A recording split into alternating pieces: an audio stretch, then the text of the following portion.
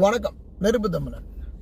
தோனி எனக்கு அப்பா மாதிரிப்பா அப்படின்னு பத்ரனாவா சிங்களன் சிஎஸ்கே அணியில் விளையாடக்கூடிய பையன் சொல்லியிருக்கிறான். ஆமாப்பா, உனக்கு தோனி அப்பாவும் இருப்பான், உனக்கு அம்மாவும் இருப்பான்.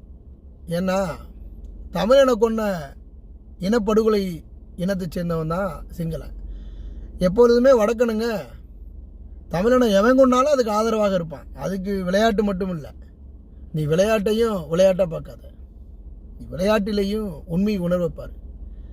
ஒரு தமிழனை அழிப்பதிலையும் ஒழிப்பதிலையும் வடக்கன் ரொம்ப முக்கியத்துவம் எடுத்துப்பான்.